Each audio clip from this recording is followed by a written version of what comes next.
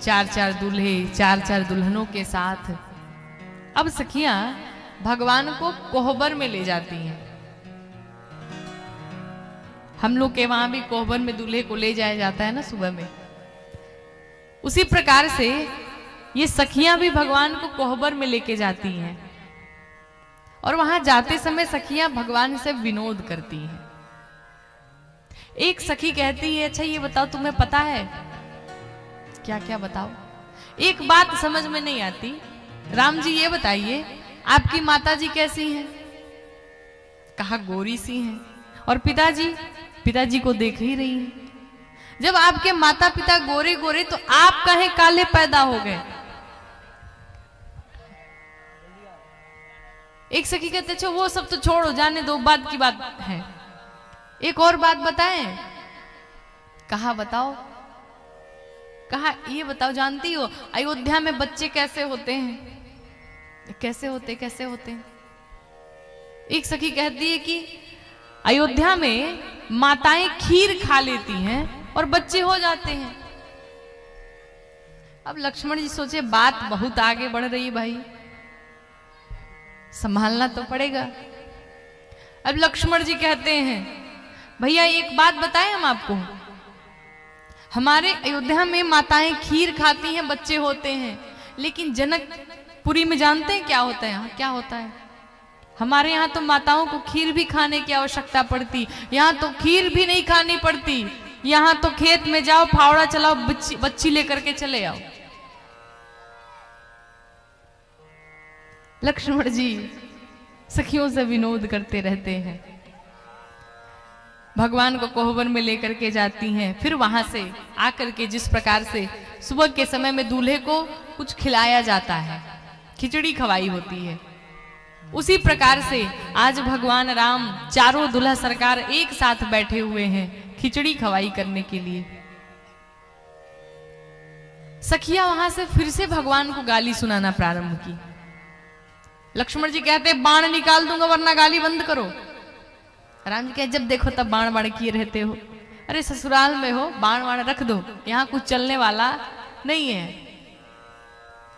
लक्ष्मण जी को फिर भी सहन ना हो, कहे भैया कुछ उपाय करिए वरना अब बस के बाहर की बात है, चल जाएगा। राम जी ने अच्छा शांत हो जाओ, कुछ करता हूं मैं। भगवान राम ने अपनी माया चलाई और जो सखियां श्री जनक जी को, श्री महाराज दशरथ जी को और चारों दुल्हा सरकार को गाली सुना रही थी, आज वो सखियां महाराज जनक को ही गाली देना प्रारंभ कर दी। अब लो सुनो, जनक जी आए, जब गाली सुने कहे तुम लोग पागल हो गई हो, हमको ही गाली सुनाती हो। सखियों को ध्यान आया और गाली सुनाना प्रारंभ की। अरे छयलवा को दई हो चुनी चुनी गारी, दुल्हवा को दई हो चुनी चुनी गारी। छयलवा को दई हो चुनी चुनी गारी, दुल्हवा को दई हो चुनी चुनी गारी। छयलवा को दई हो चुनी चुनी गारी, छयलवा को दई हो चुनी चुनी गारी। दुल्हवा को दई हो चुनी चुनी गारी, दुल्हवा को दई हो चुनी चुनी गारी। मनाने बैठे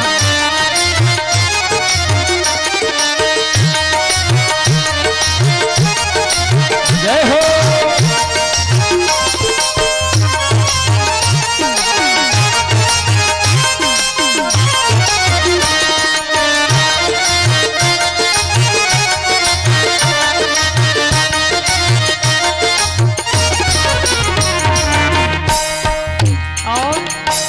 छप्पन भोग छती सो व्यंजन, छप्पन भोग छती सो व्यंजन,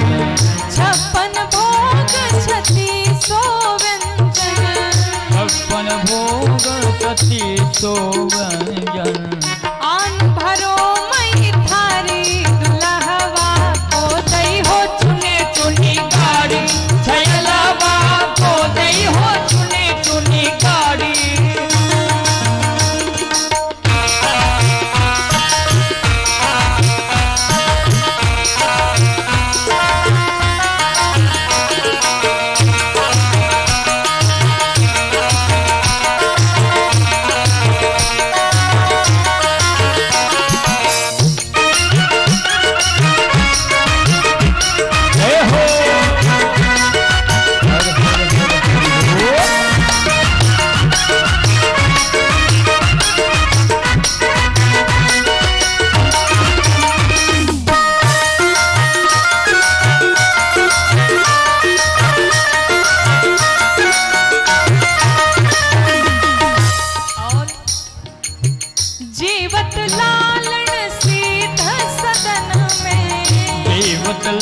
लालन सिद्ध सदन में, जीवत लालन सिद्ध सदन में, देवत लालन सिद्ध सदन में, गावत सरहजकारी दुल्हवा को दई हो चुनी चुनी गारी, सयलवा को दई हो चुनी चुनी गारी।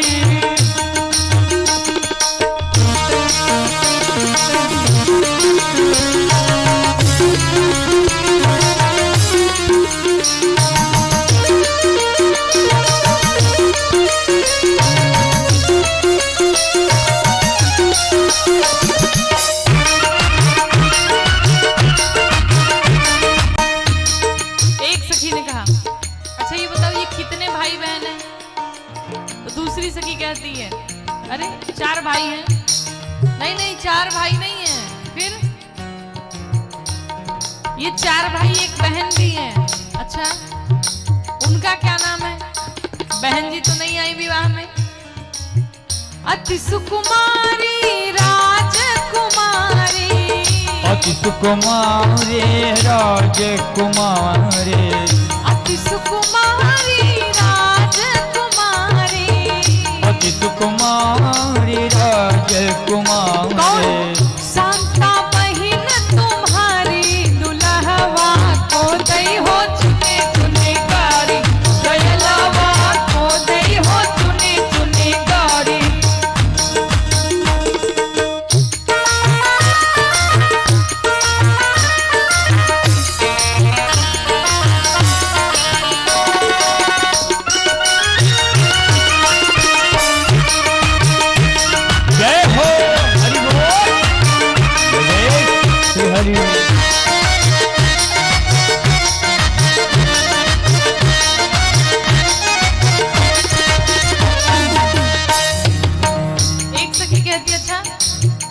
बहन का नाम शांता है?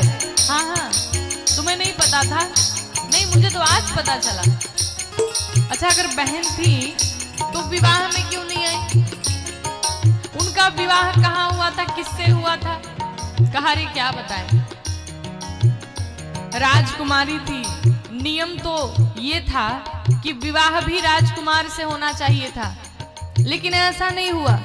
कहती हैं देना तो चाहिए राजकुंवर को, देना तो चाहिए राजकुंवरी को, देना तो चाहिए राजकुंवर को, देना तो चाहिए राजकुंवरी को। राजकुमार से विवाह होना चाहिए था, लेकिन ऐसा हुआ नहीं। फिर क्या हुआ? ले भागे जटाधारी दुल्हवा को दई हो चुनी चुनी गारी, छयलवा को दई हो चुनी चुनी गारी, दुल्हवा को दई हो चुनी चुनी गारी, छयलवा को दई हो चुनी चुनी गारी, दुल्हवा को दई हो चुनी चुनी गारी, छयलवा को दई हो चुनी चुनी गारी, दुल्हवा को दई हो चुनी चुनी गारी। सखियों ने कहा कि नियम तो ये था कि राजकुमारी थी, विवाह भी राजकुमार से होना चाहिए था, लेकिन ऐसा नहीं हुआ। क्या हुआ? एक बाबा जी आए और लेकर के चले गए। सखिया कहती है ऐसे राजमहल की रीत।